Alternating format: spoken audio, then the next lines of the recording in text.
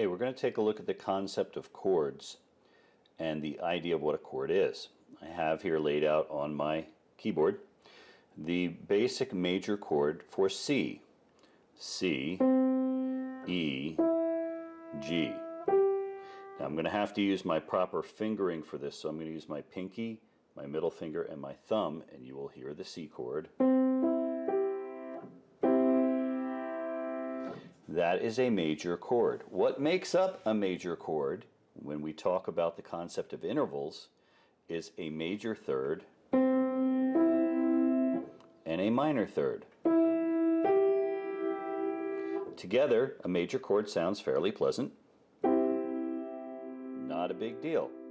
So, as long as I maintain that relationship, my major third, minor third, I've got a chord. If I want to go, let's say, to the notes D and do a D major chord, I'm going to have to use the F sharp.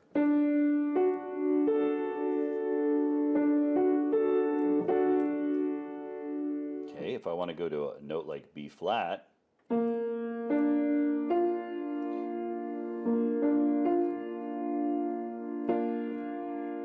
that's a major chord. We can build major chords on any note. So then, what about minor? To do a minor chord, instead of a major third and a minor third, okay, instead of going major and then minor, C to E and E to G, I have to lower that note to an E flat. Now I have a minor third and a major third. And you can hear that sounds like a minor chord. If I played a C major chord, now when you were little kids in elementary school, you were probably told, ooh, major is happy and minor is sad.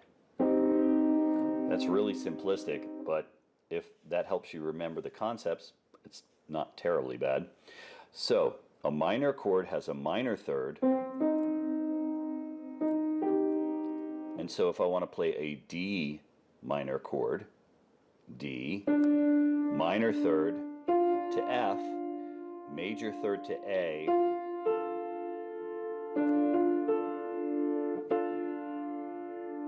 again, if I raise that minor third, if I take this minor third and make it a major third, then that automatically makes this next interval a minor.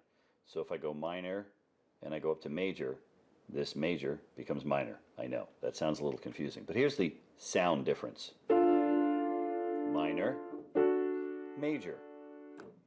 It's a fairly simple concept. Now, there are chords that encompass more than 3 notes, and we can also have all kinds of different chords. There's not just major or minor. There's also what we call a diminished chord and an augmented chord.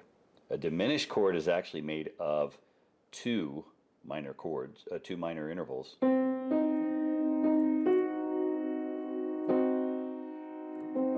That's diminished. And an augmented chord is made of 2 major thirds. Sounds kind of wild, but here we go. Here's a major third. Now remember, E to G would be a minor, so I'm actually going to raise that up.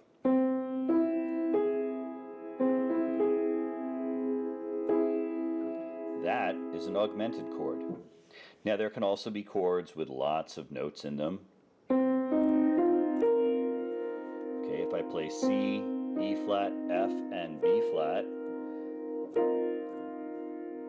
okay, that's got additional notes into it. We can talk about 7th chords where we add the 7th note.